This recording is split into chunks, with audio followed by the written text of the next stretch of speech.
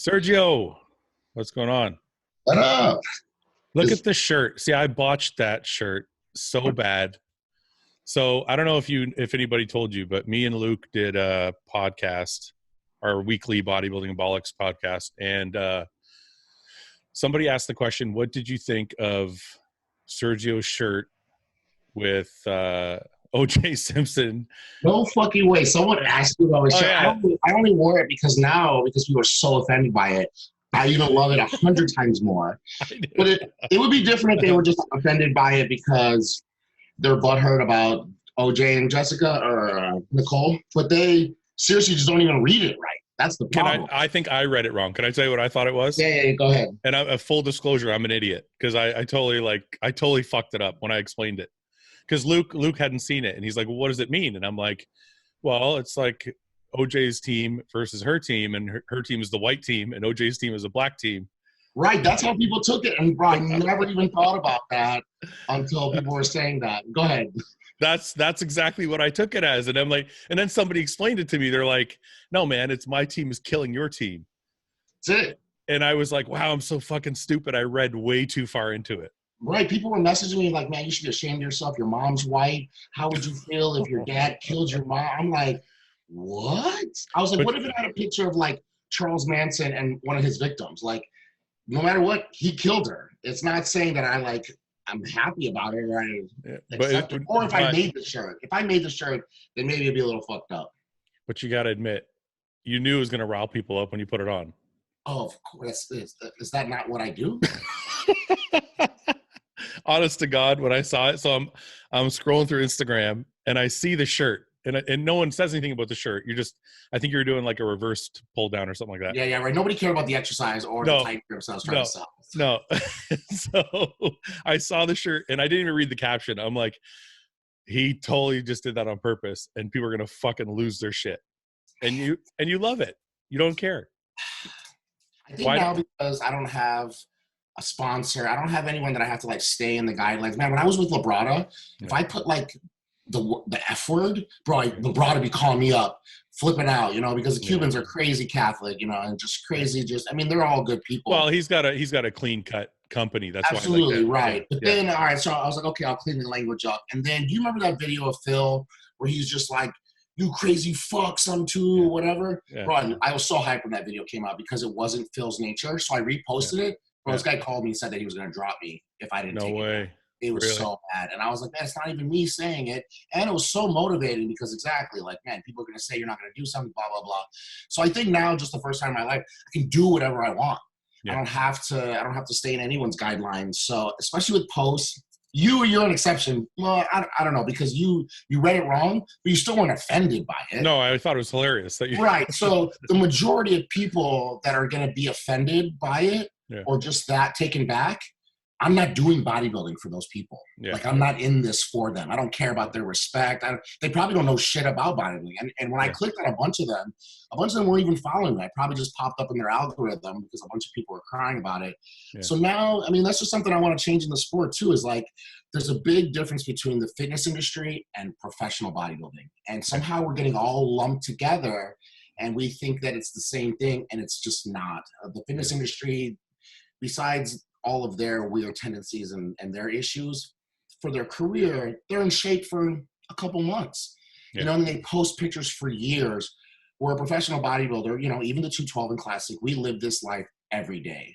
Yeah. So when people are sitting on their toilets on their phone, bashing bodybuilders, what they don't have or what they, could be better at, those are the exact people that I'm not doing this for, and I just don't care. So riling them up and getting them so mad when you're literally not going to change my placing on stage, I think it's just the best ultimate slap in people's faces. Like, you're not going to pay my bills at all. You're not going to change anything about me. So I don't know. Maybe I love that you're unapologetically Sergio. You're like, I don't give a fuck. You know what? It's funny because everybody says I don't give a fuck. They do. But I don't think everybody means it the way you mean it. But then the same aspect too, like my dad was like that. He was like, I don't give a fuck about anything. And then he died poor, alone, didn't have any friends. He burned every bridge he could. So I think there is a big difference between not giving a fuck and about people's feelings that are just kind of those people that are going to get offended by stuff anyway, and then not giving a fuck when you actually did do something wrong. You did something wrong, you should give a fuck, and maybe someone needs to bring it to your attention. So I feel like I'm still that kind of person. If I ever, not a shirt, if you're getting offended by a shirt, you are a vagina. But if I ever did something where, you know, maybe, I can't even imagine something I would say, because no matter what, I don't lie. And I feel like if you don't lie, you don't steal, you don't like try and screw people over, then whatever you're doing is just the truth. And then if it's just a too harsh of a truth and you're kind of upset by it, then yeah, exactly. I don't give a fuck. I guess a better way to put it than don't give a fuck is you're like I said originally, was you're unapologetically Sergio. You're like, this is who I am. This is what I like. This is what I do. If you don't like me, I'm not going to change.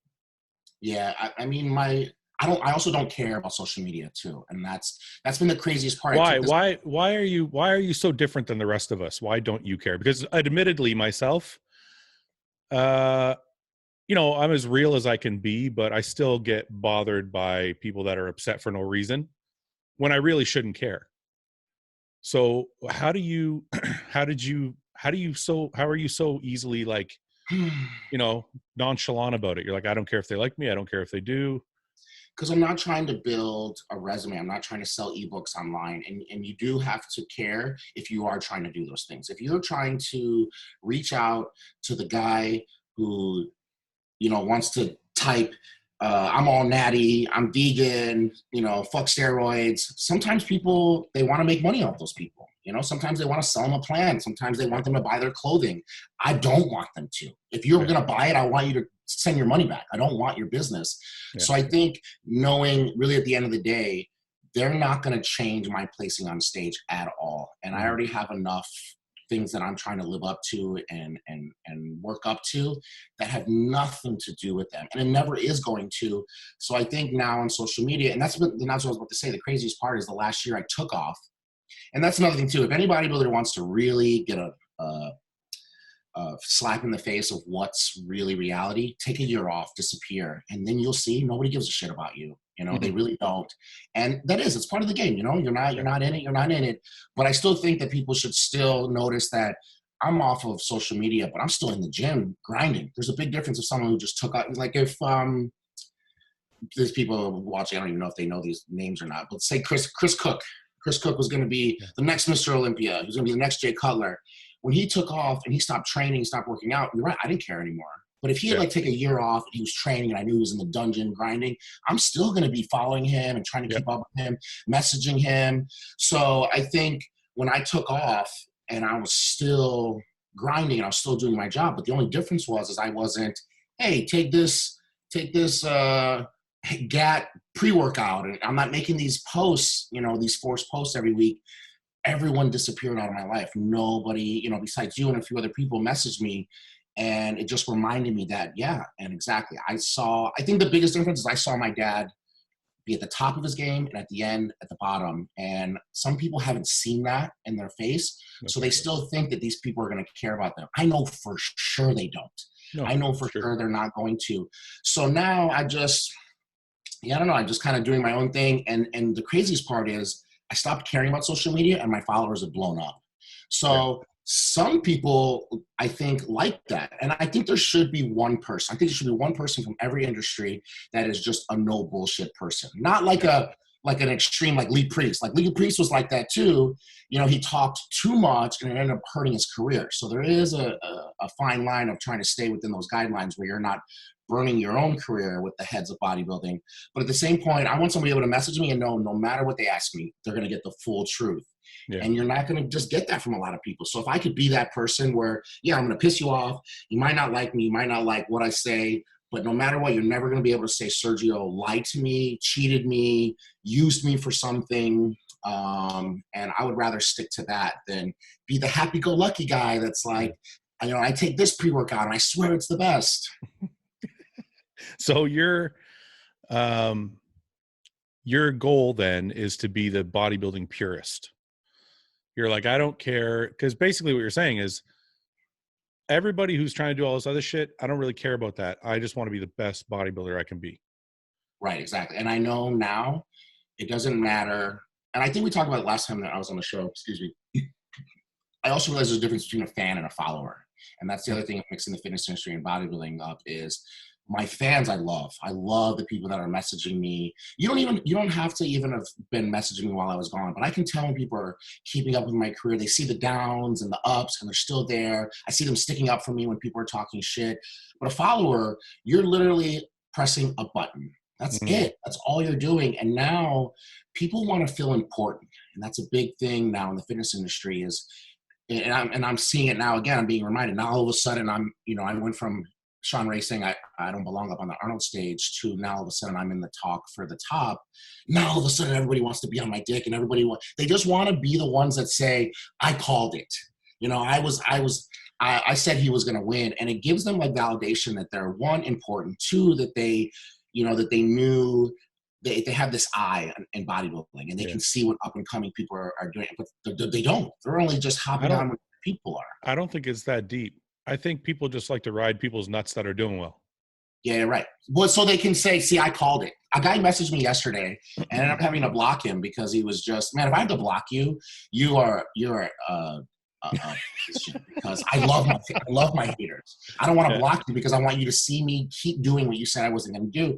But he was messaging me to say, I called it that Shawn was going to be top 2, and now I'm calling it that you're going to do good too.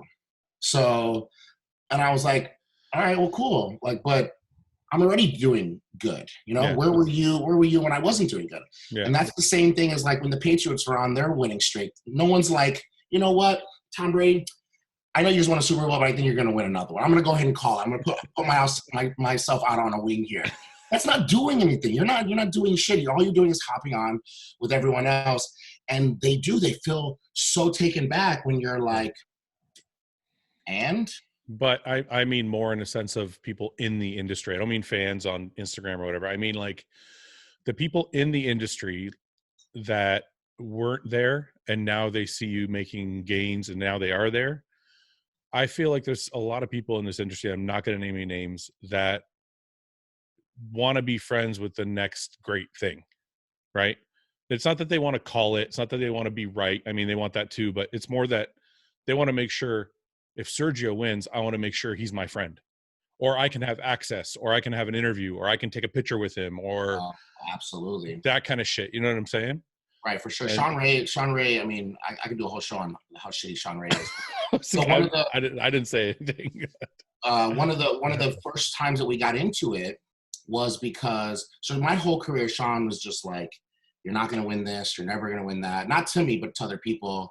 Tell me I'm doing my dad's pose wrong. He's just constantly bashing me. Then guess what? I win New York. He's coming running up to me. He wants to do an interview with Muscular Development. And no matter what, I just have this like fan in me where you can be a piece of shit, but I'm still going to respect you because, man, you're Shawn Ray. That's right. I even told him, I was like, man, I'll do the interview with you. No problem. But Aceto is doing the recap with Plumber right now. I have to do this with my coach. He literally just got me my first win. I'm just going to do that real quick and then I'll come over. This guy was so fucking mad that I wanted to do an interview with my coach first. Then he's bashing me online immediately. Doesn't even wait. He's so mad. So either way, but yeah, people like that.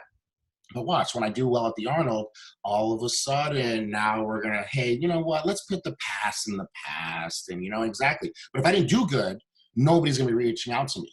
I think the best thing that I ever did was get really close with Shawn Rhoden.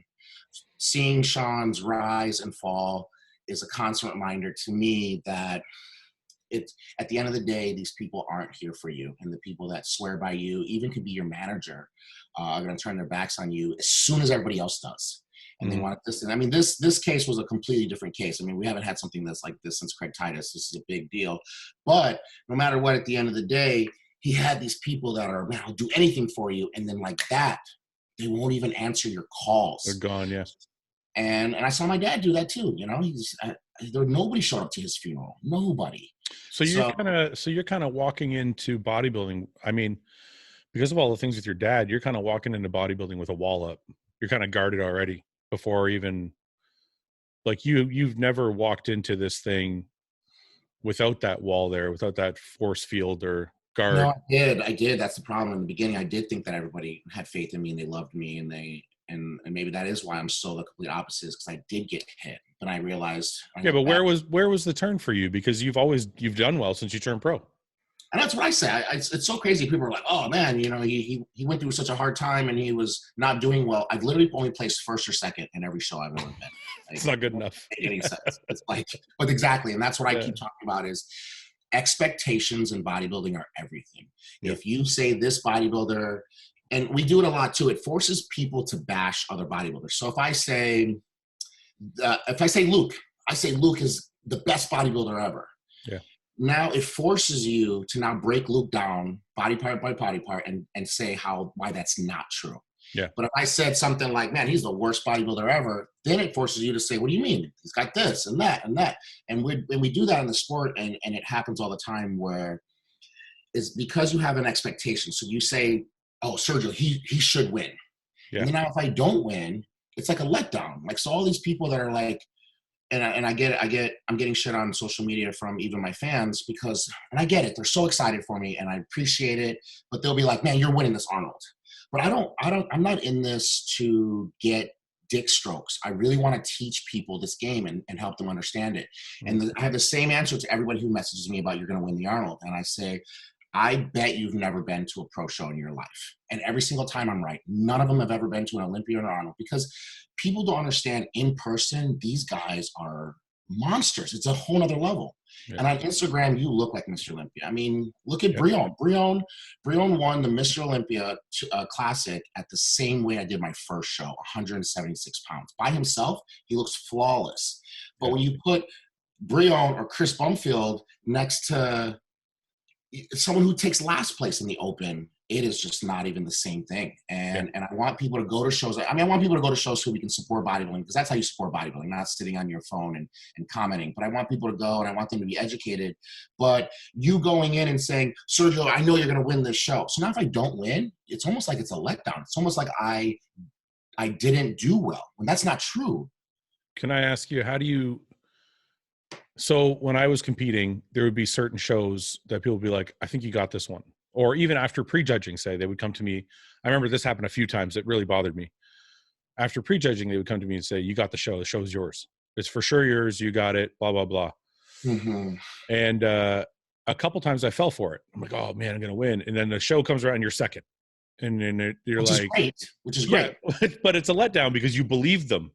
Exactly. So the question I have for you is, when you're getting all this hype, because you were flying under the radar for a long time, but all of a sudden, I've been talking about you, Dave Palumbo's been talking about you, other people talking about you, that you've kind of like come more to the spotlight. So now, is the pressure going to get to you, or is everybody saying you're going to win going to get to you, or do you take that shit in stride, or do you believe it yourself, or do you just say, because what I used to always tell people was, I'm bringing my best and it's in the judge's hands.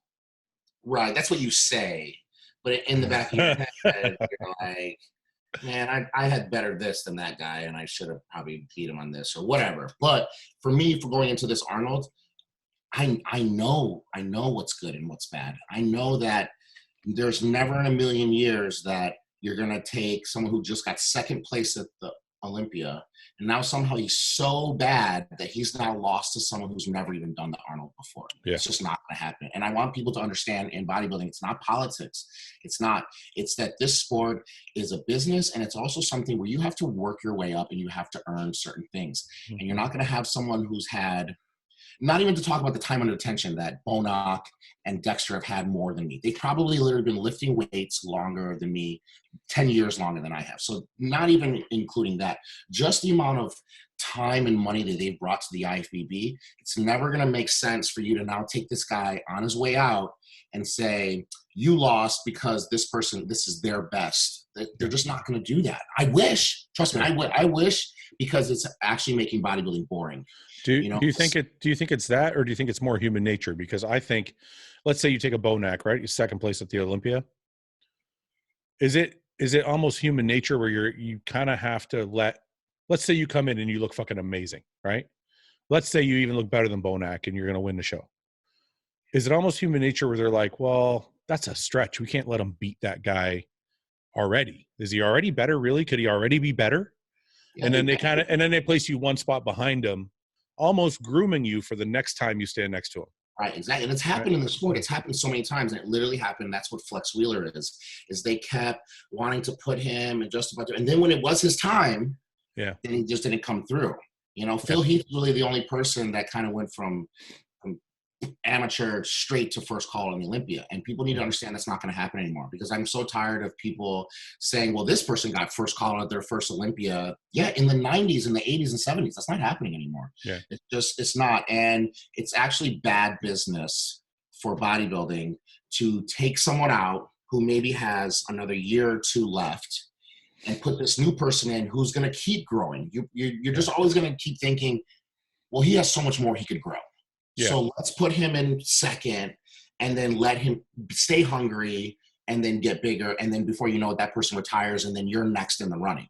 I mean, they did it with Derek, Lunsford. He just, when it was his time to nail it, he fucked it up. Yeah. But I'll take it. Shit, I'll take the place. But the only way that that's going to happen is that they have to be off. And the people you're saying are going to be off are people that have never been off, like Bonock. Bonock's never been off. He might be flat, but so I have a chance that Big Ramy might play his same game and he'll come in off. Dexter's age could maybe mess him up and he could come off. I'm not saying that I'm not going. And that's the other thing too. When I try to explain to my fans, I'll be like, well, that's not going to happen. I'm not going to go into the Arnold and win my first show. And I want to explain to them that a fourth place behind Big Ramy, Bonock, and Dexter is a win. That's huge. Win. That's so huge. Yeah. Not only is the money crazy, now I'm like top 6 in the world automatically. I play so well my first. There's so many things I can name about how amazing that is. But when I say that, then they're like, well, yeah, you're not going to win with that attitude. Like, what do you think I'm doing? Because I know that I can't stand next to Big Ramy, that I'm like, you know what? I was actually going to do one more rep, but I'm not going to do it because I'm not going to anyway. Like, I think that's because that's the fantasy part of bodybuilding, the fantasy part of sport that I think the fans love, that they want to hear their favorite person go, I'm going to kill everybody, because they're kind of living through you, right? You're right. So when you say something as a realist or as like, an educated bodybuilder and say, okay, this, and this has to occur for me to win, to somebody living in a fantasy or living through you because you're their motivation, they're like, well, that didn't motivate me. Yeah, you're right. That's the point. That didn't motivate me at all. That kind of makes me feel shitty. It kind of makes me feel like he doesn't care, because they don't understand that you're an educated professional bodybuilder and you're making a breakdown of a lineup. Right. Whereas they're just looking at you as their vehicle for motivation and their fantasy of what a great athlete is. You know what I mean? So when you don't say the things they want to hear, which I'm not saying you should, but that's probably why they get like weird about it, because they're like, well, that didn't sound really momotivating. No, you're right. No, you're absolutely dead on. Yeah. And I never really even think about it that way too, because when I was growing up, and I used to message people too. I mean, it used to be in an email because we didn't have social media. But yeah, if they wrote back, actually, kid, I'm probably going to take the next 10 years before I can actually be in the running to the Olympia. You're going to be like, yeah, I don't want to follow this guy anymore. Yeah, right. Yeah. I don't got 10 years to follow this guy. So let's switch gears a bit, man. I just want to see if we can cover a little bit of what you did, because I, unlike other people, have been following you all year. And you were on the podcast. You were on the podcast earlier this year, dude. I've always been a fan of your physique ever since I met you, and then after New York, I was like blown away. So, but the size you put on this year is the spectacular part, not the conditioning. I already knew you get in shape. Not the shape of your physique. I already knew it was there.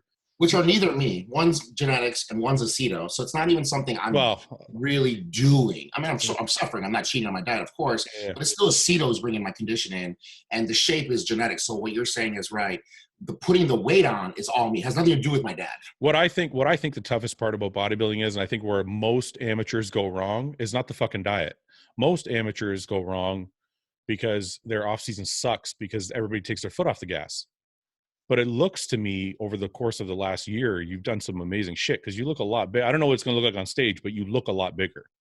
Yeah, no, so, you're absolutely right. I used to say it all the time that how am I growing more in a prep on low carbs than I am in the off season when I can eat whatever I want? So it's a bunch of things. On a simple level, it was just that I realized and I'm trying to like force as much calories as possible into one meal. Like I used to look up top 10 places are the worst places to eat, and then I would go to those places. Like Outback's got these 3,000 calorie fries, and I bought this Russian Bear calorie shake. It's 5,000 calories, so I'm just going so crazy with these shortcuts, because that's what they are. I'm trying to get as much in one meal, but then the problem is you're so full for the next 4 hours. That's you're not right. eating. And then I also realized too, I was born with a hernia, and I have horrible acid reflux. Mm-hmm. So when I'm just pounding these horrible meals that really don't have much in them, exactly, I'm fucking my stomach up so much that it's now shrinking. I have so much acid that I don't eat for so long. So I tried to get rid of that. But the biggest thing was just getting my life together. I got divorced. So that that probably put 5 pounds on immediately. Not during the process. During the process, so wait a minute. The last time we talked, I don't think you were married were you married the last time we talked? No. I was already done. Right. So we talked in the off season. So I was doing pretty good then. And you were living in San Diego. Oh, I just moved. I literally just moved. Yeah, I'm here now. Okay. So I did that. So you got divorced. And then sorry, go on. And the divorce, obviously just the paperwork, but I mean like cutting everything off, not having that person in my life was the biggest thing. And then I just made a pact to myself that I need to figure out if this is for me or not. And you've seen it too. You see so many bodybuilders that are like, I'm going to make it one day. I'm going to be the best. They fucking divorce their wives. They quit their jobs, and the whole time you're looking at them, you're like, bro, you're never going to it's just never going to happen. So no matter what, even with my dad, you start to think, am I that guy? Yeah. Did I just happen to walk into a New York show and beat a couple, medium level people, and I got this ring, but really deep down, I'm not that great of a bodybuilder. So to find out these answers, you need to just go all out. And then if you can't make it going all out, that's how you know this isn't for you. So I told myself what I'm going to do is exactly, I'm going to move. I moved away from everybody. And then I told myself, how many days in a row can I be perfect? And I think we mix up perfect and what's better than what you normally used to do. So I literally wanted to be perfect. Didn't miss a meal, didn't miss a workout. And exactly, sometimes shit happens and you will miss one, but then you start all over. So I would go X amount of days, X amount of weeks. And then if I fucked up, it starts all over. Now I got to beat that score. And that's what I did. I just wanted to see how many times I can actually go in a row, not messing it up. And I really think I messed up 3 or 4 times. One was just traveling to Olympia, traveling and stuff like that. But otherwise it was just eat, sleep, and train. Literally what we all say we do, but life does not let you do that. Yeah. And it's funny. My best off season ever was exactly what you just described. And that's when I realized the guys who get to the very top are the guys who have the least amount of bad days. It's not who's perfect. It's who just fucks up the least. The least. Because everybody's going to fuck up a day where they miss a meal or whatever. They cheat on their diet or whatever. Mm-hmm. But you're right. It sounds like your off season was just a culmination of how many great days could you have all together. You're going to lose sponsors. I lost my sponsors. You're going to lose friends. So you have to know going into that, you have to have such a boring life. But then that's also will tell you too, if this isn't for you or not, because if you think that life is boring, then this isn't for you. Because I loved it. I loved not having to worry about anything other than planning my meals around my gym. And I was lucky enough, I was training with Eddie Bracamane. That's another thing too, is having a workout partner who will work around your schedule. It's very rare to have another pro, and he was prepping for his shows, and he was just the best person, because the guy who is always late for the gym, that's me. I'm fucking that guy, So usually I just get rid of workout partners because I don't want to force my meal, and now all my acid reflux is all messed up. Or I don't want to make you late, so I usually just train by myself or with my best friend, which I have my whole career. So finally getting a workout partner that, man, he motivates you in the gym, but also is understanding of my schedule. So I was really thankful for that. This gym here in San Diego, I want to get you down here because, man, it is fucking one of the best gyms ever. Yeah, I'd love to come out. I've been there once. I love it down there. It is. It's the best. Beautiful. Yeah. So that helped. These are all bonuses. But I told myself, and then Cormier. So then there was. Where does Cormier come into play? Because I've only seen him the last couple of weeks. So me and Cormier got together in Wisconsin randomly when I lived in Chicago before I got my pro card. Oh, this is way back. So I went to Australia for a guest posing. It was my first guest posing. And I used to be in like drama and shit in school, you know? And I always had this thing when I was done with drama, we had to go back to class, we'll do a round off the stage. Okay. And why now, 15 years later, I haven't done it since high school. Yeah. I want to do a round off the stage in Australia for my guest posing. I had to have weighed out like 100 pounds more than last time I did it. Where I land on my heels, and I remember thinking, well, whoa, I almost lost my balance, and I landed pretty hard on my heels, but I was like, oh, fuck it. At least I didn't fall. Running around the stage, and, you know, the seats and stuff, guest posing. Then I start to realize, man, my feet are starting to get really swollen. Oh, no. And they're getting worse and worse. And then I remember I went to dinner with Tony Doherty and Josh Nardowitz. And then my shoes were getting so tight, I took them off. And then it was time to go. I couldn't even put my shoes back on. My feet were so swollen. And I tried to stand up, and I couldn't even put any pressure on my heels. I fucking shattered one of them. No the way. Other one was so messed up. And this was 5 weeks before nationals. So, you know, and I tell the people this story all the time because Josh is like the best. So I'm over here and now in my hotel room, like, what a fucking idiot. Like, I'm that guy, you know, and now I just messed it up 5 weeks before. I can't even walk. He comes to my room. He's like, man, we got to get, you know, you got to eat. And I'm like, man, I can't even walk. So there's a video of Josh literally picking me up on his shoulder, walking me around downtown Melbourne in Australia, taking me to get food. And somehow I come back to the States. I have both my feet in these buckets the whole night. And of course, the plane ride makes him swell up even more. And I land, I look like the Nutty Professor. I'm crying. I'm like, man, that's it. I just messed up because I had just got second at USA's. Yeah. So I'm in line to win nationals. And, you know, I don't know, maybe just it's what I keep doing. And I'm worried that this time, this prep, I have no problem. So it's going to be the first time I see if this is true or not. I think I actually only do well when shit hits the fan. So somehow something got over me. And I was like, you know what? I'm just going to do, luckily my legs were my best body part. Yeah. So I didn't do any legs, but I was doing the hand bike, everything I could till nationals. And man, like, so long story short, now Cormier wants to train in Wisconsin. Yeah. And I was like, man, I don't want to pass this up, but I had my ankles wrapped and everything. So I just drove out to Wisconsin to train with him. He never even knew. And I'm just doing all like the presses and stuff on my toes and stuff. Oh, you were training legs. Yeah. I wasn't going to waste that. I wasn't going to waste that with him, you know? And he just brought it up the other day because he was telling somebody about it. And I completely forgot it. So we talked about it. That I didn't even tell him until we were done. And so we trained together in Wisconsin. And then I won nationals. I won the overall and got my pro card. And all that had happened. Every time I do well, there's always these horrible nightmares that were going on in the background. And I always ask myself, like, is this what everybody else is doing? Or am I somehow pulling shit out of my ass? And it is. No one's doing it. Well, it's everything, like everybody's got hiccups in their prep, but it seems like you have like ultimate turmoil and then you somehow get through it. But I was going to say, it could be why you might look so good this time is because maybe you needed the freedom of not having any bullshit. I think the cutting part, I can turn it on and I'm just going to go all out. You know, I never cheat on my diet. If I cheat, it's probably because I had a couple peanuts. That's literally the extent of me ever cheating. Yeah. I just feel like, man, I had a full ride scholarships to a bunch of sports. You know, I was a top swimmer in track and football, and I passed all that up to be a pro bodybuilder. No one believed in me. And now if I'm going to cheat on my diet or fuck it up when I don't have tests, I don't have midterms, I don't have exams, I just have 1 or 2 times a year, I got to fucking turn it on. So when it's time for me to diet, man, I'm on it. But it doesn't help you. It doesn't matter how strong-minded you are. You can't put weight on. That's science. It doesn't matter. You have cortisol, stomach issues, digestion issues, you're not going to put weight on. So I can turn it on to cut all day. But I cannot have these things in my life going on and gain weight. And so that's what I changed this time. So I messaged Chris that I finally got my life together and moved out. When was that? When did you message Chris? We've been talking back and forth for a while now and trying to get him. These Kuwait guys have so much fucking money. Yeah.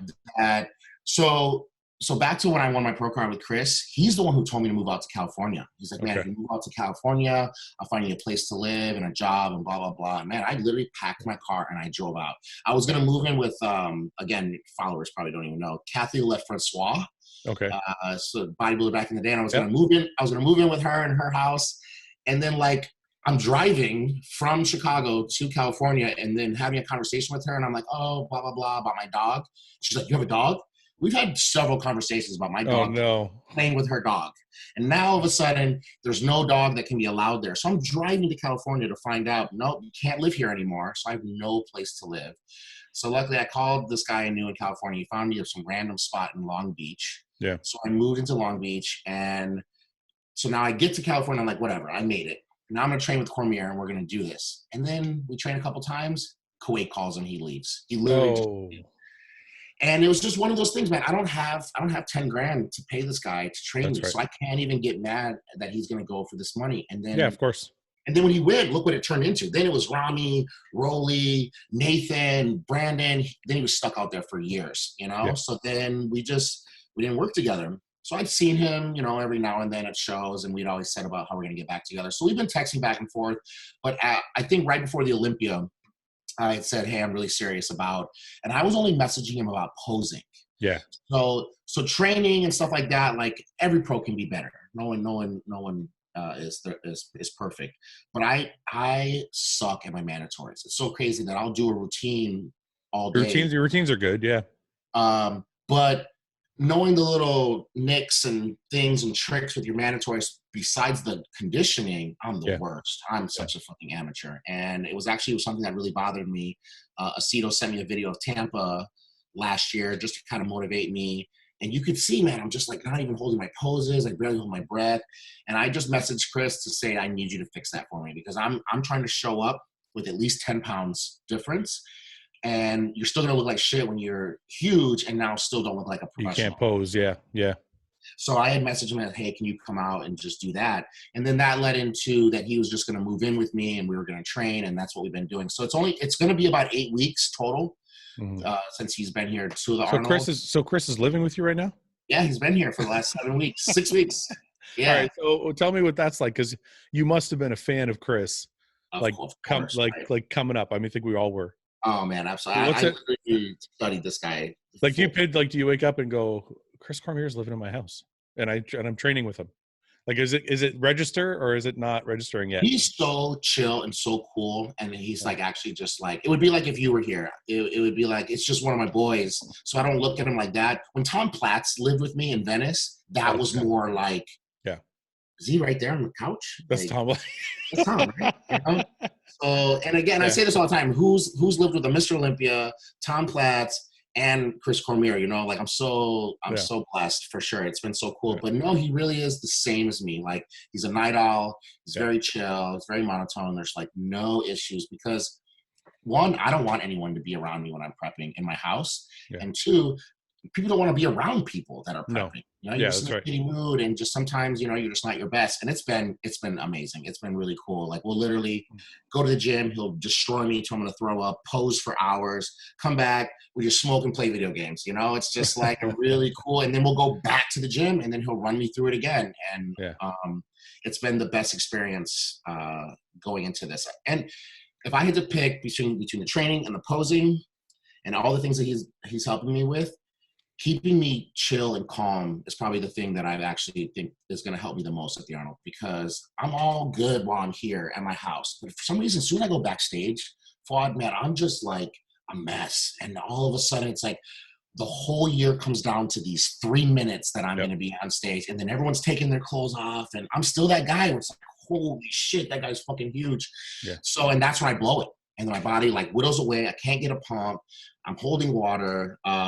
So I think just knowing that I have him there to kind of keep me chill, I already know I'm not even worried about it going into the show. So that's been the best part. I think I don't think people put enough stock in how important that is, because like that person for me was John Meadows.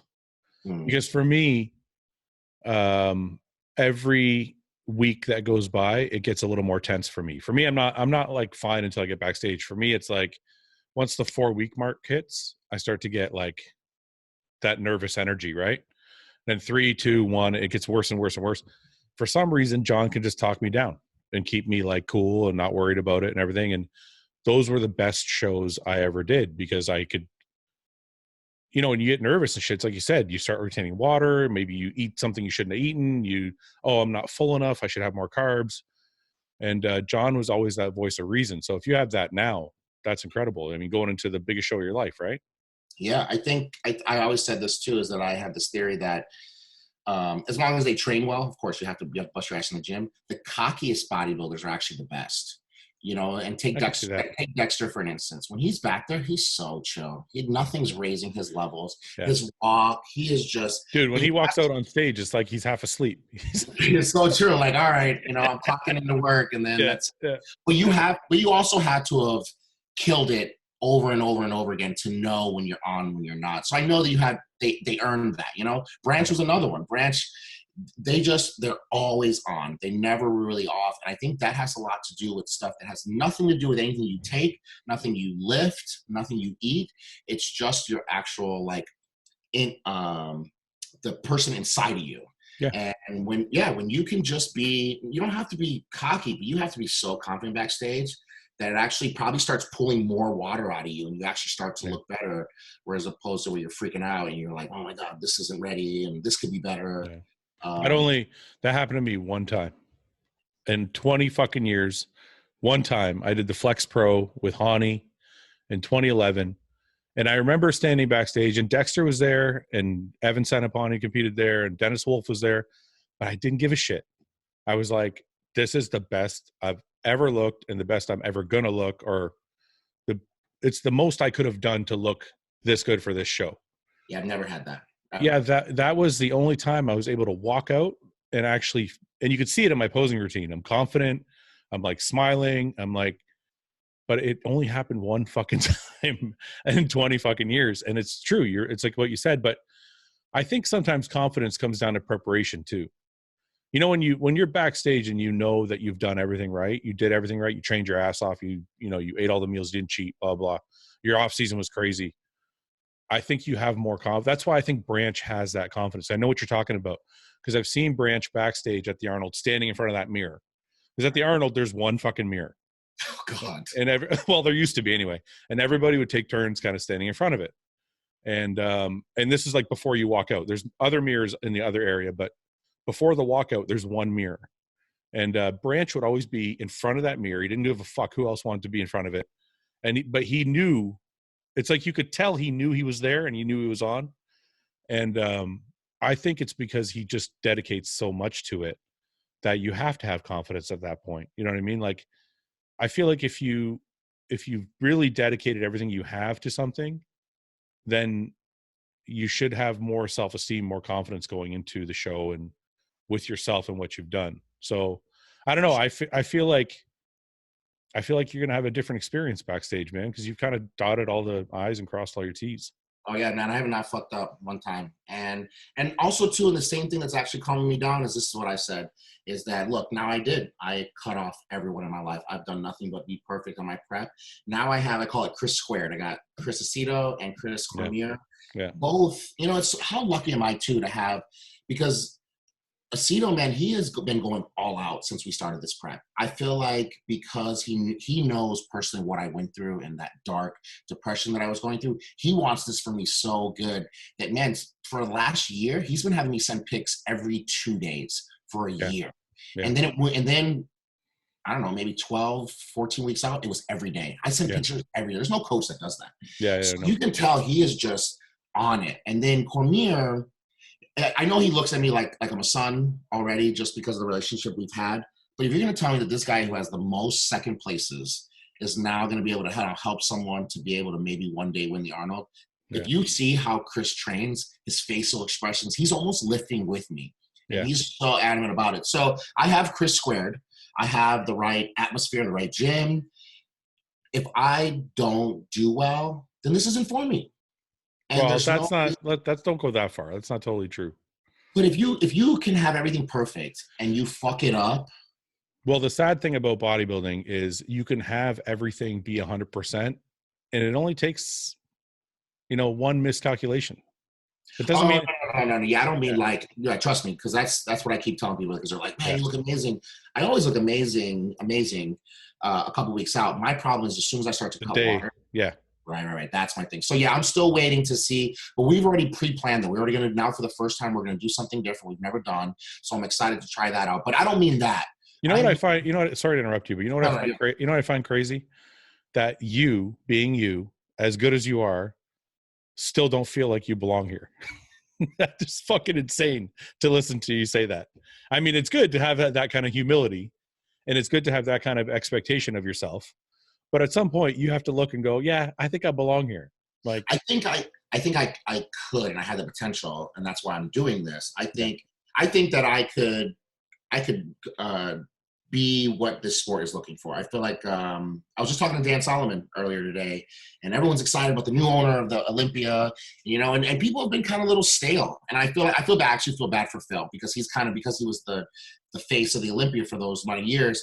It almost was like his fault when it's not his fault. But no matter what, the Olympia's been, the bodybuilding's been a little stale, a little boring.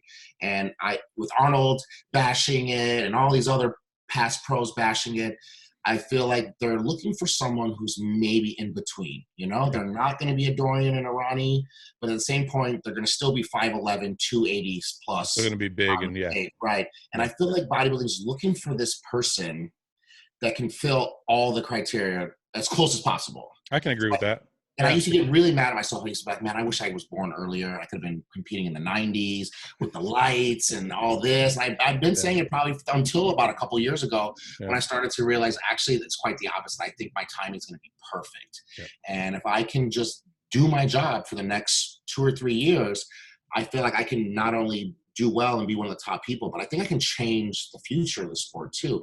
And just a lot of little things that we're losing a lot of touch with the sport. And just, I feel like bodybuilding is losing class, and it's losing respect. Because of the fitness industry and social media, open bodybuilding is losing a lot of respect. And that's something that I want to change in the sport. So if I could do this sport for the next 10 years and I don't win the Olympia, but they say now they dress different, we do routines different, we carry ourselves different. Like when I watched Ronnie Coleman go on The Tonight Show with Jay Leno, I almost wanted to quit bodybuilding right then. It was like, just, man, how he was talking, it was like, oh my God, this is the representation of our whole sport. And his body was, amazing, but he did like a snap away. All his clothes came off like a stripper. And then he's just almost on Jay Leno's table, hitting a pose. And guess what? A bodybuilder was never asked ever again to be on The Tonight Show after that. And I feel like we do need someone who is a good ambassador of the sport. And Phil has been that, someone we can put in movies and we can have him, next to The Rock and stuff like that, and take the sport maybe to another level. But at the same point too, I feel like we're, not us, but the sport is concentrating so much trying to make bodybuilding mainstream that we're so focused on it that we really need to just not care that much, because the real bodybuilding fans are going to keep the sport going. You know what? If The Rock doesn't want to do our sport, or CBS doesn't want to air us, because remember, the Olympia was going to be aired on CBS, and then what happened to that shit? And it's like we keep. So I just feel like at the same point, I want to put us into new avenues that we might not be in, but at the same point, fuck them. We don't need them. It's funny. I'm actually kind of glad you said that, because I've kind of enjoyed the fact that bodybuilding is a little bit of a cult. I feel like once we opened it up to everybody else, and don't get me wrong, I like having the other classes, but I kind of like what you said at the beginning of the podcast, which was it's different. It's just different. It's different than just all the other fitness classes and all that. It's not the same thing. And I feel like in an effort to try and make it mainstream, we've lumped this like cult extreme thing, and we're trying to force it. And it's like, it's just not. I agree with you 100%. It's not supposed to be mainstream. What we do is a little bit fucking nuts.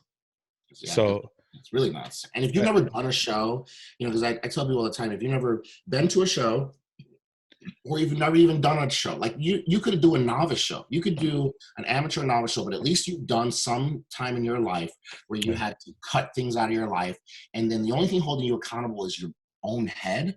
That's something that there's no sport. There's no sport where you score points where no one's around.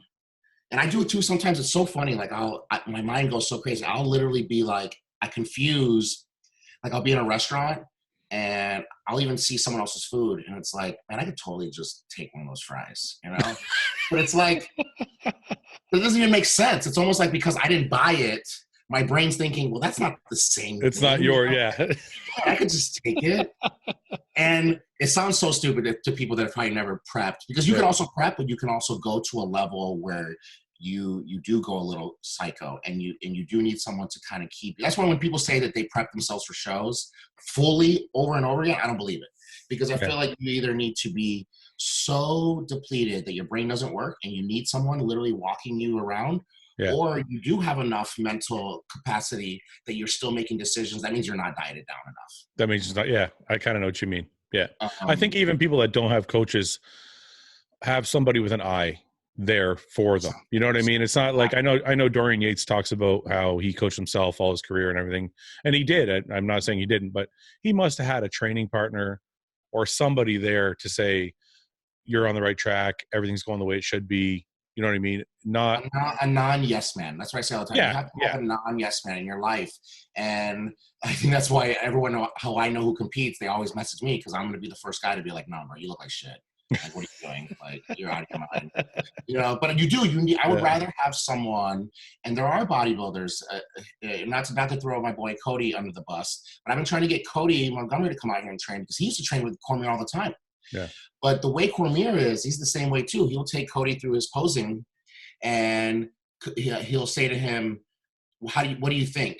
But don't tell me anything if you think it's bad. Like, what's the point then? Well, right, exactly. But I think him, and that was his biggest downfall. I'm so glad that he did well in Romania, I think he went to, because you can also do really well for a long time in the sport and never lose, and that actually is your downfall. And it's going to actually make you stop competing completely. If you've never lost and you keep winning and you keep winning, and that's what he did. He never lost a show his entire life. He's beating adults as a teenager. Then he's like, you know what? I'm going to go to the Arnold. So you think because you won Team Collegiate and then you got first place at USA's that you can go to the Arnold, and then guess what? You got like 16th place. It like blew his mind, and then he started going through all these like, maybe this isn't for me, and he disappeared and didn't compete anymore. Where I bet you if he had got his ass handed to him earlier on, that Arnold wouldn't have psyched him out so much. And I think some people need someone in their life. They don't have to be as much of a savage as me, but just someone where it's not your mom saying, you know, because everyone's mom is like, you're the best. And if you just have those people, then you get up on stage, and when you're not the best, you're gonna blame the judges, you're gonna blame politics, you're gonna blame everything in the world, rather than, man, if someone had just told me, you know, your glutes look like shit, you probably should have got on them 2 or 3 times more a week. That makes a difference. So yeah, not having a yes man, it doesn't have to be a coach, but just someone like that in your life is definitely a necessity. Well, it's hard because your perception can be very skewed, right? If you're on Instagram and you post a picture and you get 500 people or 50 people or even 10 people, you look amazing. This is the greatest I've ever seen anybody look, and I want to look like you, and you're my fucking idol. After a while, especially if you've never lost a show, your perception can start to become skewed, and maybe you think you're better than you really are. Like, I would have never advised somebody to go into the Arnold for their very first show. No doesn't matter who it is. I'd have been like, dude, do another show, you know, do a smaller show, fucking win, crush it, move on. Just kind of stand next to the guys first. Right. Because once you stand next to them, you're like, holy fuck, this is not at all what I thought it doesn't look like this on a TV or on a phone. These people are fucking enormous. So yeah, going to the biggest show, I mean, the Olympia is the only thing bigger. Going to the Arnold the very first show is probably not a good choice for anybody. Yeah, I think there should be a rule. I think there should be a rule that nobody should be able to even bash a bodybuilder or even comment on a show unless you've been to one pro show in your entire life. Because you have no idea. You can't do that. You can't. Of course not. You can't do anything to read it. But you have no idea what stature is. You have no idea when you can look at Lee Priest by himself and that guy is fucking perfect, and you put him next to Gunter. Yeah. You know, he's not body part by body part better. Aesthetically perfect. No. Right. Yeah. But man, it is a completely different stature, and just you're just taking in a completely different show. And when you catch yourself not being able to keep looking away from someone, that's bodybuilding. Yeah. And I'm glad. And that's why back in the day, they had the short class and the tall class. And that's why we do have 212 and whatnot. But in the open, if you've never been to a pro show, you just don't know. I think it's funny you say that. I've told the story before, but I think you're 100% right, actually, now that I think about it, because I did a show in Toronto and Victor came to the show at last minute. Victor ended up winning and I took second.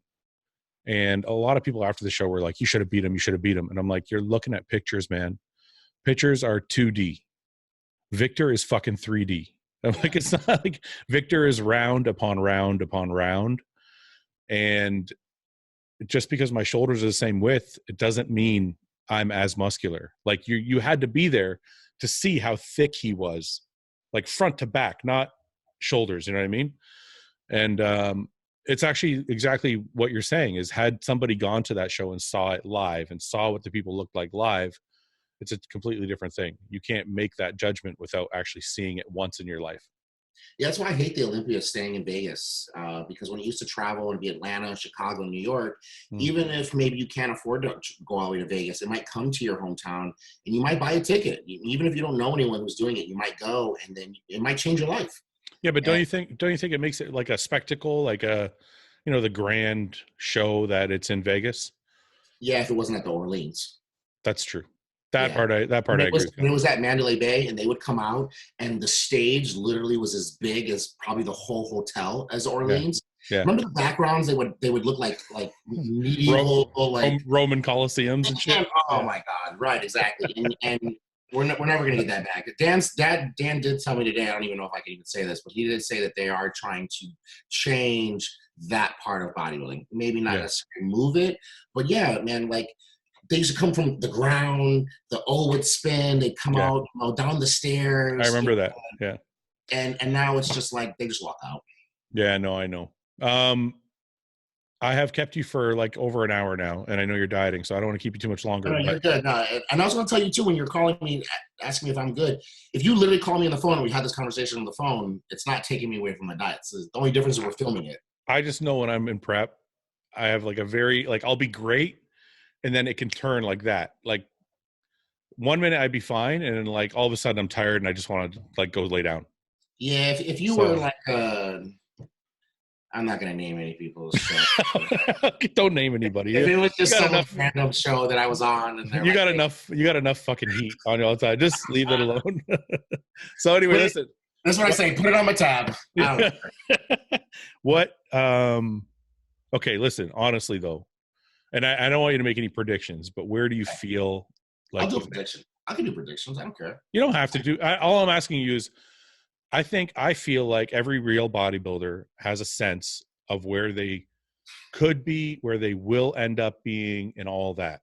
So all I'm asking is, when you're laying there at night before you go to bed and you're kind of thinking about everything, do you feel like you can win, or do you feel like they're going to make you wait, or what do you like? Where do you see yourself? Kind of is what I'm trying to say. No, there's no way that I'm going to win the Arnold the first time. There's just not.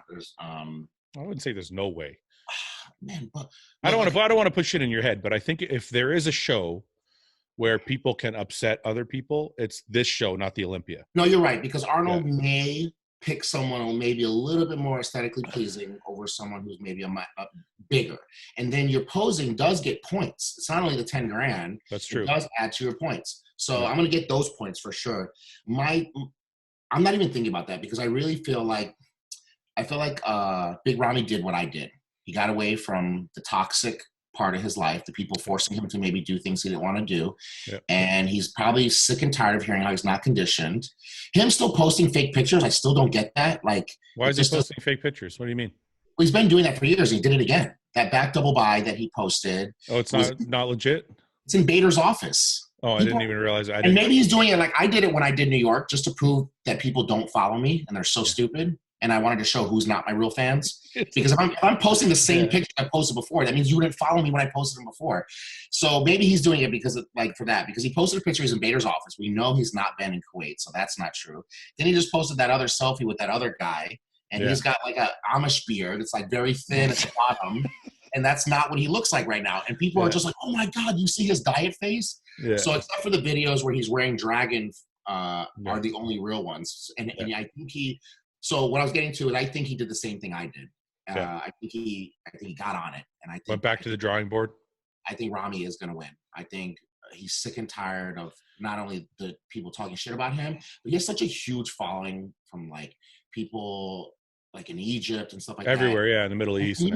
He made an apology post for getting 5th at the Olympia or 6th. Like, one, that shows how fucked up social media is, but 2, it shows what kind of person he is too, and he actually does take the shit to heart. So I actually think Ramy's going to win.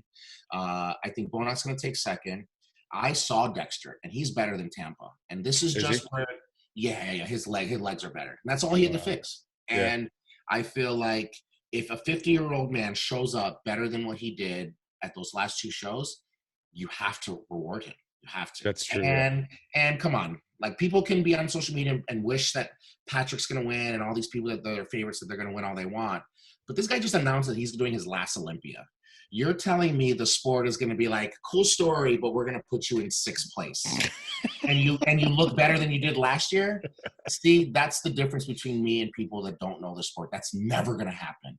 Bodybuilding is, they do it. Look, when Jay came back after he lost, and he probably should have got 7th place, they gave him 4th.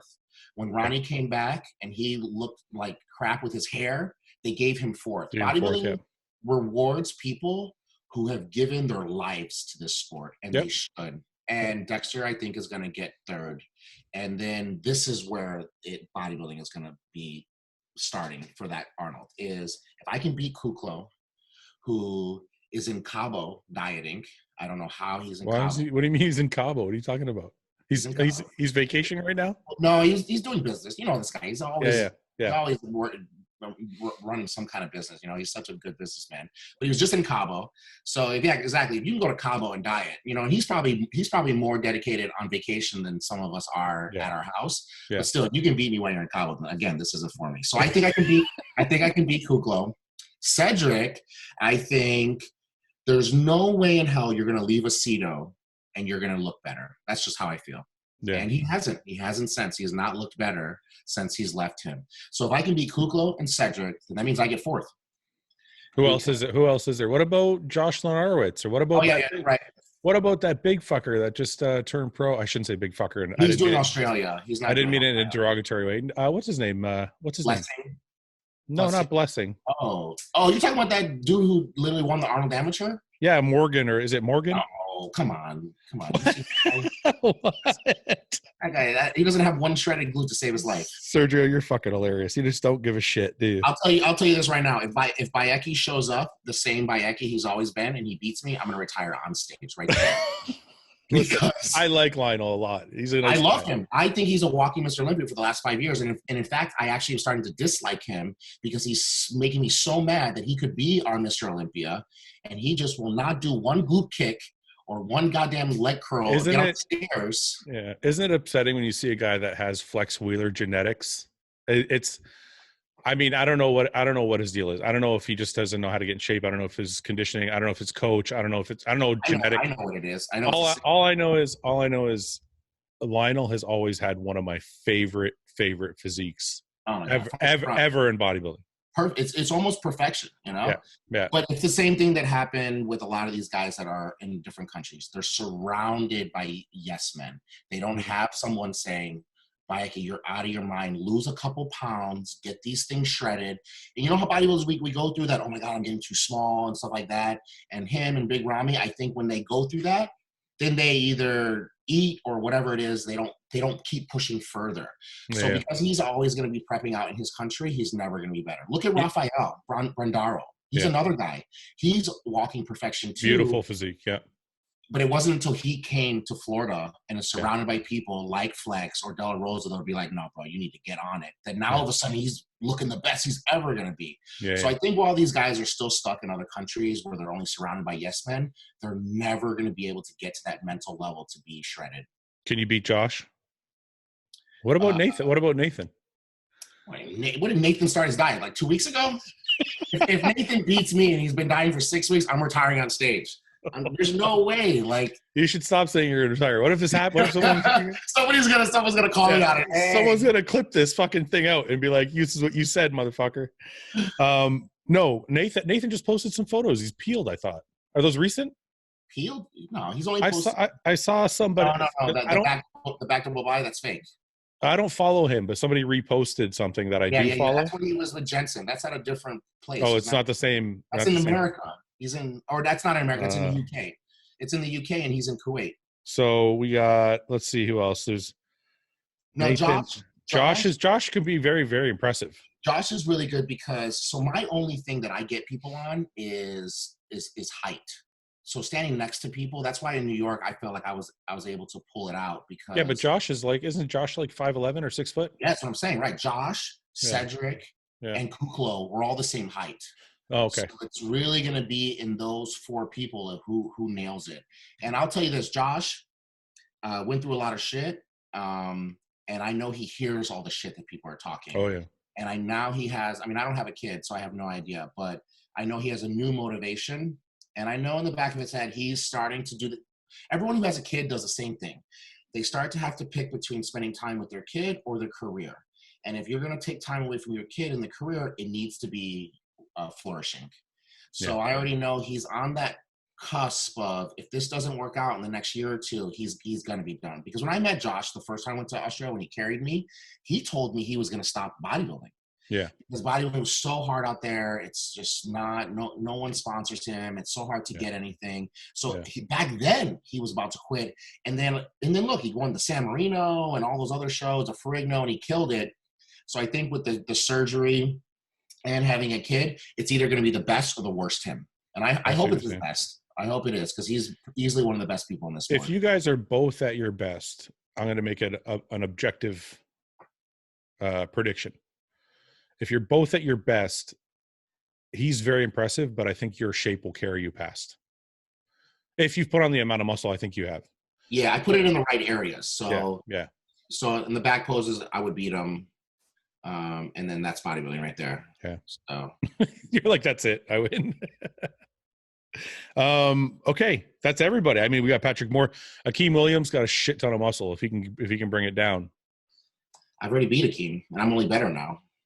Yeah, that's true. Yeah, no. And Patrick's probably my best friend in bodybuilding. That's a pro currently competing. Okay. But Patrick has got a lot of hype for competing in an Olympia that nobody was in. And this is what I've been saying. And again, people are going to bash me and they're going to try and turn us against each other. But if you add the 4 people that were missing in the Olympia back into last year's, Patrick gets the same place I got at the Olympia, which is last place. You're in 15th now. Mm-hmm. So us keep talking about how Akeem got 9th, Patrick got 10th, or whatever that is. It's irrelevant. And it's so weird how we pick and choose. And again, who are the 4 people? Phil, Rami, Shawn, and, Kai? You're thinking Kai? Right. Yeah, it was somebody else, right? Yeah, Kai's not going to come back. So you say 3. Mm-hmm. Kai's never coming back. No matter what, you have to add 3 places, at least minimum, to everybody's placings, and they're all bumped back. That means you went from top 10 to mediocre. Yeah. But his potential in the future is what I think people should be talking more about, because I don't want people to keep telling Patrick he's going to win the Arnold, because I don't want him to be a Cody, and I don't want him to start believing it and go in. And then if he gets 5th or 6th, which is amazing, I don't want him to think that that's a letdown, because he literally almost lost the Cal. I was at the Cal. Yeah. And people probably can't even remember the guy who got 2nd place, but that guy's got a lot of potential too. It's like who was the guy who took 2nd? Do you remember? He's like a pretty blonde guy. I forget, he's from another country, and his legs are stupid insane. But he almost beat Patrick. It was very close. So he had lost. He would have never went to the Olympia. No one would have been talking about him. So I want people to understand the real variables of bodybuilding, and I want Patrick to go into it understanding that even if he gets 5th or 6th, that is so huge. Not only is the prize money, it's better than any show. Exactly, you're still getting better every show, and that's how I feel. As long as you're getting better every show, then that's fine. You don't have to live up to other people's expectations, because they're so bored in bodybuilding that they're always rooting for the guy, climbing the hill. Yeah. All right. There's no way they're going to beat me. So what? If you don't win, what's next? Because you're obviously, your goal this year is the Olympia, right? Yeah, I'm going to go no matter what. I've qualified for the Olympia every single time I've competed. Okay, so but this year, but at the Arnold, you have to win to qualify. Well, Luke didn't. Yeah, but Luke had to do another show to make sure he had not enough points. But did he have to? I thought he just did that just so he didn't have to worry about it. I'm glad that he did, because that battle with him extra was good. But I don't think he had to. I think once the points came out. Oh no! I think if he didn't. No. You're right. But if I think it was Josh Wade. If Josh Wade had placed a certain place, then he would have bounced Luke out. But I'm doing Australia automatically, so that's already. So you think those 2 will get you enough points? I hope so, because that means then if I can get 4th at both of those, that should do it enough. But if not, I live right here in the Cal. I should do the Cal. It's right here in my backyard. I've never prepped for a show at my house before. I think that would be really cool and very relaxing. But no matter what, guaranteed I will be at this Olympia. All right. What about Athleticon? Any plans for Athleticon? No. I don't even know how people qualify for that or get invited to that. But exactly. What's the criteria for it? It's just like, is it an invitation? And then what are you, you're cool to The Rock? I don't know. Like, he's just like, you're cool, fuck you. No, I want that trial and error to go on without me, because if I make it to the Olympia, by then I'm already going to be trying to take a break and get back on what I did this last year. Yeah. So how many days out are we right now? 2 weeks and 3 days, but who's counting? You're probably counting the fucking minutes at this point. All right. You know what I do? I was going to say it when you said when you're getting down to 4 weeks out, 3 weeks out. I don't do that. I count how many body parts I have left. That's when it freaks me out. I do that too. And I'm like, oh my God, I don't have 3 more leg days. Holy shit! I think every bodybuilder does that though. When you get to the end, you're like, you know how many days it is. You know how many body parts you have left. You know how many fucking meals. Like, just you break down all these. Yeah, you break it down. Are you ready? Because the worst part for me is always like coasting at the very last week or two. Yeah, this is the first time I'm getting them early. So it sucks, dude. It's like a waiting game. You're like, can I just finish? Maybe it's the first, I don't know. Well, I sent him pictures today, and then he said that he's going to give me a super high day, carb day. So that's how I know I'm way ahead if he's giving me super high day. Like send me some 2 weeks out. Send me some photos so I can leak them for you. Yeah, right. You're out of your mind. No, because that's the other thing that I wanted to do. I have this theory in bodybuilding. Yeah. That you're never going to be able to live up to your pictures. Never. No matter what, the judges are human. So if I post you a picture with the best timing, the best pump, the best angle, when you walk on stage, you could even be better, but you're not going to live up to that picture. So it's going to be a letdown. That's what I've been doing wrong all my fucking career. I post all the fucking pictures after my workouts when I'm fucking swole as fuck. I'm dry in the locker room, sweat out all the water, and then take a photo. And then you got to show you're nervous as fuck, holding on to water, cortisol levels high as fuck. That's what I fucking did wrong. See? Yeah. So this is my first show. I'm not posting any pictures, and I want to see. I'm doing the Dorian Yates way. I actually hate. I like it. That all this hype started because I was really wanting to just go right into the show. No one talking about me. I didn't want anybody talking about you either. I just wanted to have you on my show, and then all of a sudden you did like 4 other ones. What the fuck? No, I didn't do any shows. I just did the Jay Cutler. The Jay Cutler one. Yeah, but that blew you up a little bit. People were like, yeah, I wanted people to see Chris and me doing it together. I think that was really cool. It also helped him out. I want to help him out as much as I can. No, it's cool. I think it's cool what you're doing because even though I'm the kind of person that thinks posting pictures is cool because it brings fans in, like to your prep while you're doing it. Absolutely. Yeah, I also think it's really cool to be that guy that's also like, I'll show an arm here, I'll show an arm there. But you don't get to see the full shit until the day of the show. Now I can name all the times that my name hurts me, but there is one thing that I never have had to worry about in my entire career since the first time I did a show, and that's getting my name out there. So I think that's probably why I've always gone about things a little bit different, where I don't need those followers. Anything I feel like there's already too many eyes on me judging me, that I almost want less. Where other people are trying to get their name out there, they got to post pictures, they're constantly posting the workouts, they have YouTubes, they have a whole series. I don't have any of it. So it's really not until I'm now watching other pros, bust their ass and do stuff like that I'm realizing that is one benefit that I've never had to deal with. Wait a minute. Before you go, I was about to let you go. I just fucking hit me. Did somebody told me you're starting your own supplement company? Boom! How did I not bring it up? You're a horrible marketer. You're a horrible marketer. Well, what I was really doing is I was texting Fouad. I was like, hey, ask about my supplement company. Yeah, man. I was kind of wondering what the fuck what was on your toque. So explain the supplement company now. Yeah, man. I just, I worked at Vitamin Shop and GNC my whole life. I've been with fucking every company there is. So I just know the ins and outs of supplements and just what's really good and what they really cost.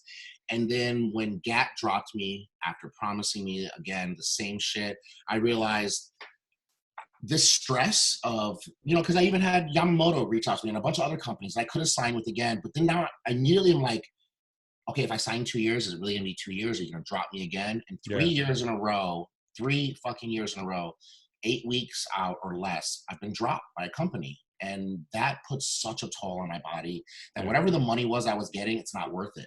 Yeah. So I'm just done. I'm done with it. And if I'm planning that I'm going to make it one day, I'm going to do my own supplement line anyway. but I don't want to be like Dorian and Ronnie, where they're doing supplement lines after they're already retired. I want or me. Well, you're not retired. Kinda. I haven't competed in 3 fucking years. But no, I do think you're doing the right thing. I do think it's important to do it while you're in the limelight. It's a lot of work though, so I'm hoping you have a lot of partners with you. So that was not the smartest thing to do. My first Arnold, and I'm also bringing my clothing line back up because I had to switch it from Florida to California, and a supplement company all in the same prep. But luckily, like you said, I'm surrounded by partners. The best team. Yeah, my partner in the supplement industry is actually my first workout partner I ever had. He was like the first guy who showed me everything in the ins and outs in Florida. So I'm so grateful that I'm able to just be with my brother, because mixing business and friends I've learned is not smart. Well, it's funny you said that, because Summer, if you guys don't know, Summer's my wife. Summer is the co-owner to Hostile, and my brother is a third partner. So I went into business with family and my wife. Oh, I didn't know that. I didn't know your brother was in it. Yeah. My brother is you're not gonna get screwed. No one's going to try and run over you on something. So even if you get into arguments and stuff like that, that's never going to happen. And you're never going to get into an argument with business and it's going to mess up your relationship severely. It's not going to make you get divorced. We had to cancel our podcast on Monday. So I won't say why, but it could have been part of the reason. So but yeah, so it's Cosmic Industries. And yeah, it's been really cool too. Yeah, there's tons of stresses, and I'm doing a booth at the Arnold. Why Cosmic Industries? What's with the space thing? I actually love space. Is that why? It's one of my favorite things, and it's untapped. There's not one space supplement of anything in the fitness industry. No one's tapped into anything space, the planets, astronauts. That's true. That's true. So the pre-workouts, Big Bang Theory, and is Neptune. And, what are you starting with? The pre-workout, amino? Pre-workout, EAAs, and then our protein is Milky Way, WHEY, WHEY. Very subtle. I like it. But no, it's been really cool. But also, I think designing the supplements from the scratch, which you're doing, and Second Party, and everything that you've been preaching about, I'm really loving that, and I'm really getting addicted to that. I already want to make more. You know what's really shitty though, if you're a bodybuilder and you're creating a supplement company, when you look at other supplement companies, you look at business guys that own supplement companies, they don't give a shit. Like they don't care. They don't care what's in here. They're like, how much does this cost? $5? Okay, let's sell it for $50. Perfect. Right. But if you're a bodybuilder, you're like, well, I like this ingredient and I like that ingredient and I like that ingredient. And by the time you're done, your shit costs fucking way too much. And then you get your business guys going, hey, wait a minute. This literally what I just went through. Yeah. So it's good. I always tell people that watch any of my podcasts or whatever, I'm always like, look, if you're going to buy supplements, buy them from a bodybuilder, because most likely they have the shit in there that they wanted. And it wasn't a business decision. You know what I mean? Like I look at companies like Jeff Long's company or Seth's company or Jason Ha or all the bodybuilders that have companies behind them. The ingredients are all pretty good. Like they didn't skimp on shit just to put out like some nasty product. Right. Yeah. Phil's is really good too. I haven't actually looked into Phil's. Yeah, I've actually been taking his fat burner for my show. It's actually really good. But that's really what I did is I actually just looked at everybody else's and just kind of like, but mostly for me taking it. I really like this from this one, but I didn't like that, and I've just been doing that for years anyway. Yeah. So that's actually been really cool. And that's something that I maybe would even love to get into after bodybuilding. I don't know. Oh, I didn't want to leave out John Meadows. John Meadows fucking granite sets. His shit's solid too. I'm excited for you, man. I just can't believe you're taking all this on while getting ready for the biggest show of your life. It's just a testament to the people that I'm surrounded by. My best friend, who is my manager and assistant, and literally you're gonna have to change a lot, eh? Like what? Well, my meter. Oh yeah. The Sergio that's. See, but now it does hurt, right? It does hurt me. Exactly. See, that's what I'm saying. That's why I'm trying to get it out of me before I actually need these people. The Sergio that started the podcast is not the Sergio that can have a supplement company. That guy's got to go a little. He's got to tone it down a little bit, right? No, you're absolutely right. No, I think once I get back on stage too, I'm gonna remember all the good parts about bodybuilding. Because when you disappear for a while, you're only going to see the bads and you're only see the down parts of it. And there are tons of amazing people and tons of amazing fans and connections that you can make in this sport. Yeah. I just like to bash the fitness industry. I know. You just like to stir shit up. I know. Anyway. Hey, no one's going to say I'm boring. That's for sure. No, definitely not. Definitely not.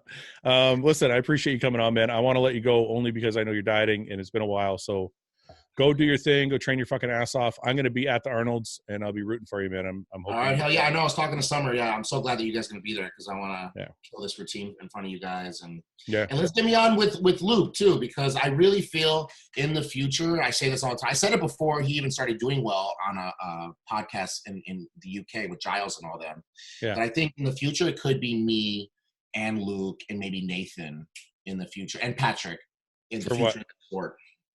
You mean at the top? Yeah, one day I think it might be. Yeah. I think we might be the Phil, Kai, Shawn. I can totally see that. I mean, Luke and Luke's different too because I feel like everybody else I'll battle on stage, it'll be close. Yeah. But on a verbal or intellectual level, I shit on them. But Luke's next level. Luke's a witty motherfucker. Nathan tried me at the press conference, and everybody was dying about it because I crushed his ass when he. I heard about that. Me and Aceto were talking about that. He told me. Really? Oh yeah, I loved your show. I love that show, by the way. Yeah. Luke, I don't know. I don't know if I would push his buttons. He might treat the fuck out of me. Yeah, he's violent. I don't know. He's got anger issues, but no, he's witty too. He can. He's very quick. He can hold his own, yeah. But no, maybe I'll get you on after the Arnold's with me and Luke on our other podcast. I would love it. Because on the other one, we just talk about ass and I noticed. Yeah. And fucking and just nonsense. So anyway, listen, okay. I'm going to let you go do your thing, man. I really, really appreciate you coming on. I know how hard it is when you're dieting, and I look forward to seeing you on stage, man. I hope you do great. Thanks, Fouad. I appreciate you and just you and Summer and your guys' support behind the scenes. It's very easy for people to be, oh my God, you're going to do great, blah, blah, blah. But when you're texting someone or DMing them privately and there wasn't just some post that I posted, that's when you can really tell that people are really in your corner. So I appreciate it. Summer cares, man. Summer, she just said to me the other day, she's like, I feel like I'm watching my little brother grow into a man. And I'm like, I don't know. Because she knew you when you were like literally 100 pounds lighter. She's my constant reminder to not ever go back to thinking that I'm the shit. Because at the time, we said this on the last podcast. At that photo shoot, I thought I was big. Man, I'm gonna be a pro in like 4 years. I was like 190 pounds. Yeah. While she's literally having sex with you. She's like, this kid is a joke. All right. Anyway. All right. Listen, let's wrap it up. We'll hopefully I'll get to talk to you soon after the Arnold, or maybe I'll bump into you at the Arnold. We'll see. But all right, cool. Regardless, I hope you do awesome, man. Thank you. Okay, brother. Thank you very much. We'll talk soon. Bye-bye.